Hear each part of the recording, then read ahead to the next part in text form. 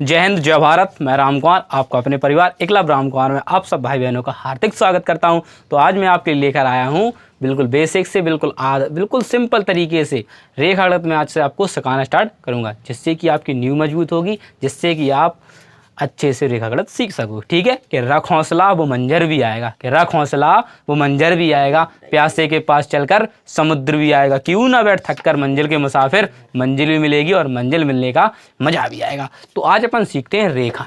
क्या सीखते बच्चा? रेखा। तो देखो रेखा, देखो रेखा एक आलिया थी। क्या थी बच्चा? आलिया। आलिया का साथी था एक कालिया। क्या था? एक आलिया थी और एक क्या था? कालिया। ठीक है, आलिया और कालिया। आलिया था और क्या था? कालिया। ठीक है, तो भैया आलिया ने बढ़िया रेखा खींची, ऐसी ऐसी ऐसी ऐसी ऐसी।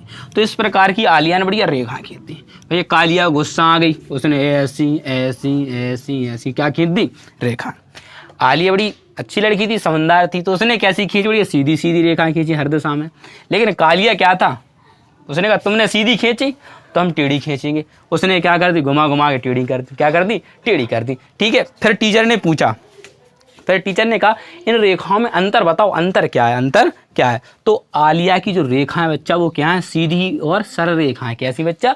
सीधी और सरल रेखाएं। कैसी बच्चा? सीधी और सरल रेखाएं। और जो कालिया की वो घुमावदार रेखाएं। कैसी हैं? घुमावदार रेखाएं, घूम घूम के। वक्र रेखाएं या घुमावदार रेखाएं जो क्या कर रही हैं? घूम रही हैं। देखो बच्चा, जो सीधी खींची गई रेखाएं हैं तो इनको अपन सरल रेखा कहते हैं। जो टेढ़ी मेढ़ी रेखाएं खींची जाती हैं उसे अपन घुमावदार रेखाएं कहते हैं। क्या करते हैं? घुमावदार रेखा कहते हैं। ऐसे लिया अपन ने, इससे लाइन खींची तो जो कौन सी रेखा बन गई? तो आपको ये सरल रेखा। और मैंने कहा इसको पूरा ड्रॉ करेंगे तो अपन ने इसको पूरा ऐसे बिंदुओं को मिलाया तो ये बन गई घुमावदार रेखा या वक्र रेखा। इसे कहेंगे अपन सरल रेखा। क्या कहेंगे बच्चों? सरल रेखा। क्या कहेंगे? सरल रेखा। इसको अपन कहेंगे वक्र रेखा। क्या कहेंगे बच्चा? वक्र रेखा। क्या कहेंगे बच्चा? वक्र रेखा। और जो ये बिंदु है ना, जिसको अपन ये डॉट डॉट करके लगाते हैं, इसको अपन पॉइंट कहते हैं। इंग्लिश में क्या कहते हैं? पॉइंट या बिंदु। क्या कहते हैं? पॉइंट पे या बिंदु कहते हैं। ठीक है, अब आता अपने परिवेश में सरल रेखाओं को वक्र रेखा कहाँ कहाँ और कॉपियों पर लिखे। तो आपको देखना है कि कहाँ पर सरल रेखा मिलेगी और कहाँ पर वक्र रेखा मिलेगी, वो अपनी कॉपियों में लिखें। और मुझे आप कमेंट के माध्यम से बता सकते हैं कि भैया इसको अपन सरल रेखा कहते हैं और इसको वक्र रेखा कहते हैं। ठीक है, कि कालिया जी जे खड़े हैं, कालिया जी आलिया जी जे खड़ी हैं। जे खड़े हैं कौन? आलिया। और जे खड़े हैं कौन? कालिया। जे कौन खड़े हैं? आलिया। और जे कौन खड़ी है? कालिया। तो इनके बीच एक रस्सी दे दी, तो दोनों ने रस्सी तंग पकड़ ली। दोनों ने रस्सी कैसी पकड़ ली बच्चा? तंग। तो इसे अपन कहेंगे सरल रेखा। क्या करेंगे? सरल रेखा। कालिया को गुस्सा आ गया, उसने क्या कर दी? रस्सी को ढीली कर दी। क्या कर दी? ढीली। तो रस्सी कैसी हो गई? ऐसी हो गई, घुमावदार। तो इसे कहते हैं वक्र रेखा। इसको अपन ऐसे भी समझ सकते हैं। इसे क्या कहेंगे बच्चा? वक्र रेखा। जब तनी रहेगी तो उसे कहेंगे सरल रेखा, और जब वो टेढ़ी मेढ़ी हो जाएगी, ढीली हो जाएगी, तो उसे कहेंगे वक्र रेखा। जैसे आपने जिम वगैरह देखी हो, जिम में वो ऐसे करते हैं, ऐसे घुमाते हैं, तो जब ऐसे घूमती है ना तो उसको वक्र रेखा कहते हैं। इसको सीधे तान लेते हैं तो सरल रेखा। ठीक है, तो आप और अपने दैनिक जीवन में अच्छे उदाहरणों को देखें और उनको अच्छे से समझें। फिर भी कोई दिक्कत हो तो आप मुझे कमेंट जरूर करते रहें। अब आपको क्या करना है? अपनी कॉपियों पर विभिन्न आकृतियां बनानी है। क्या करनी? विभिन्न रेखाएं खींचनी है। जैसे आपके पास कॉपी हो तो कॉपी आपके पास ऐसी होगी, कॉपी रहती है, तो कॉपी के साइड से एक रेखा खींच, तो सरल रेखा इधर को ऐसी रेखा खींचे और उससे देखें जी कौन सी रेखाएं बन रही हैं सर। तो अब अपन क्या करेंगे? अब आलिया थी और कालिया थी, तो भाई साहब जगदीश भाई साहब क्या हो गए? गुस्सा हुआ है। कह रहे ऐसा भैया ना आलिया रहेगी और ना अब कालिया रहेगी। अब अपन आ गए, जगदीश क्या आ गए? अब आ गए। तो हमने कहा देखो बेटा जगदीश, अगर तुम आ गए हो तो तुम हमें ऐसा बताओ कि तुम अपनी एक निश्चित, हमें मान लो कोई दूरी खींचनी है, तो निश्चित बिल्कुल परफेक्ट कैसे बता सकते हो जो इतनी लंबाई होगी इसकी? तो जगदीश बड़ी सोच में पड़ गए। फिर उनके साथ आई शिल्पा। कौन है बच्चा? शिल्पा। शिल्पा कह रही हम कॉपी लेंगे भैया, एक किताब है, अपनी एक किताब है जी। ठीक है, कह रही हम भैया इसकी लंबाई से बराबर से एक रेखा खींच देंगे तो इसके पता चल जाएगी जितनी उस किताब की लंबाई होगी उतनी उधर रेखा की लंबाई होगी, तो वो एक निश्चित रेखा होगी। ठीक है, मैंने कहा वेरी गुड, तुमने सही बताया। अब जगदीश खड़ा हो गया, कह रहा भैया हम बताएं? मैंने कहा हाँ बिल्कुल बता सकते हो तुम। कह रहा भैया अगर अपन पटरी की सहायता से, जिसे स्किल कहते हैं, कह रहा उससे भी अपन एक निश्चित लंबाई की रेखा खींच सकते हैं। मैंने कहा हाँ अब तुम सीख गए हो, अब समझने लगे हो। एक अपन पटरी भी ले सकते हैं, आपने सब देखा हो, छोटा सी पटरी रहती है ऐसी, 1 2 3 4 5 ऐसी लिखी देखी होगी। तो अगर आपको 3 सेंटीमीटर की खींचनी है तो इधर से लेकर 0 से 3 तक खींचोगे एक रेखा, तो इसको अपन क्या कहेंगे? 3 सेंटीमीटर की रेखा। बच्चा क्या कहेंगे? 3 सेंटीमीटर की रेखा। ठीक है, इतना अच्छा समझ गए। अब आपने पतंग देखी होगी, पतंग। तो देखो पतंग कैसी होती है? ऐसी होती है पतंग। इसी और थोड़ा ऐसा भी लगा रहता है अपन ऐसी तो रहती पतंग, ऐसी नहीं रहती। हाँ हाँ भैया, अब तो ऐसी ही दिखती है पतंग। क्या दिखती है? ऐसी। तो हमने क्या है, इस पतंग का आधा हिस्सा ले लिया। क्या ले लिया? आधा। क्या ले लिया बच्चा?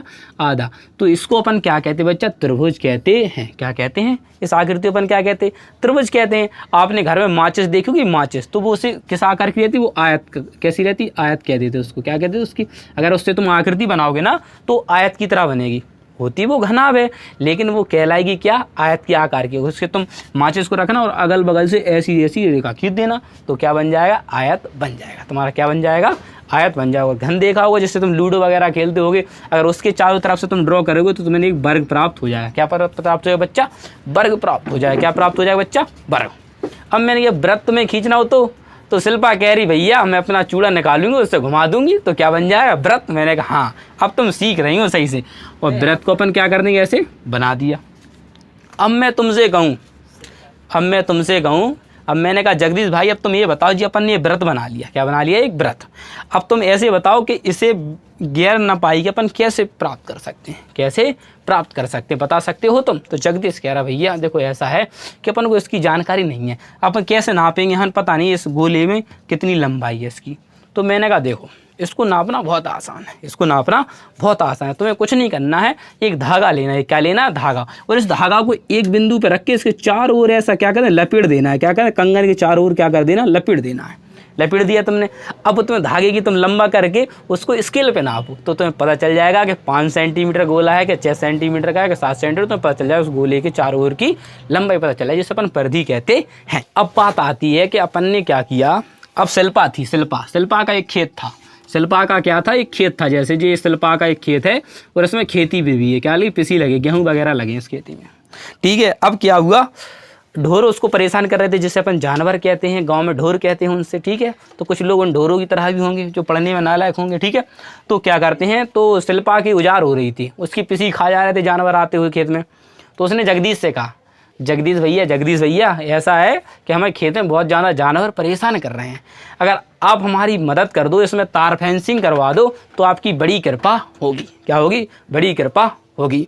तो जगदीश ने ठीक है दीदी, आप तार फेंस जो रहते तार कह रहा आप वो मंगवा लो, तार फेंसिंग हम करवा देंगे। ठीक है। तो शिल्पा तार लेकर आ गई। तो उन्होंने कहा कि इधर से तार को लगाना स्टार्ट किया, इधर से तार लगाना स्टार्ट किया। उन्होंने इधर इधर कर दिया, फिर उन्होंने इधर से इधर तक किया, फिर उन्होंने इधर से इधर तक किया, और फिर उन्होंने इधर से इधर तक किया। तो इन्होंने जिस बिंदु से चलना स्टार्ट किया था और उसी बिंदु पर आके वो रुक गई। उसने कहा तार फेंसिंग पूरी हो गई, धन्यवाद भैया।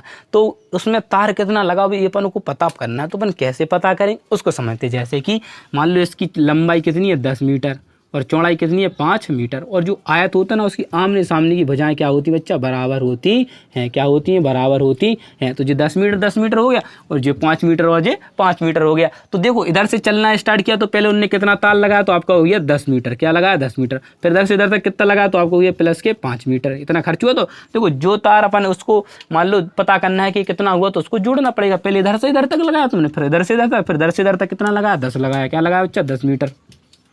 फिर इधर से इधर तक लगा तो कितना हो गया बच्चा? 5 मीटर। क्या हो गया बच्चा? 5 मीटर हो गया। तो मैंने कहा बस इन सबको जोड़ो, 10, 5, 15, 25 और 30, तो कितना हो गया? 30 मीटर। कितना लग गया इसमें? 30 मीटर तार लग गया। ये क्या लगा? एक बार में। कितने में लगा बच्चा? एक बार तार फेंसिंग करोगे तो 30 मीटर तार लगेगा। कितना लगेगा? 30 मीटर तार लगेगा। और जो चारों ओर की माप होती है उसको अपन परिमाप कहते हैं।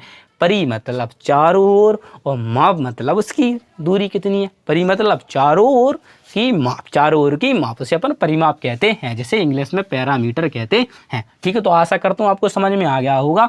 और इसका आयत का सूत्र क्या होता है? आयत का परिमाप बच्चा, आयत का परिमाप बराबर होता है बच्चा 2 कोष्ठ में लंबाई प्लस के चौड़ाई। अब बात आती है जो लंबाई और चौड़ाई प्राप्त कैसी है। बात आती है कि भैया ये लंबाई और चौड़ाई प्राप्त कैसे हो। तो देखो जे लंबाई है और जे लंबाई है, जे चौड़ाई है और जे चौड़ाई। तो आप लिखोगे इसको लंबाई प्लस के चौड़ाई प्लस के लंबाई प्लस के चौड़ाई। तो जे लिख दी। तो आप जो लंबाई और लंबाई को जोड़ोगे तो कितनी होंगी? 2 लंबाई। मैं कहा चौड़ाई को जोड़ो तो चौड़ाई और चौड़ाई कितनी होंगी? 2 चौड़ाई। अब मैंने कहा इन दोनों में कॉमन क्या मिल रहा है आपको भैया, 2 कॉमन मिल रहा है, तो 2 कॉमन ले लिया तो क्या होगा, लंबाई प्लस के चौड़ाई।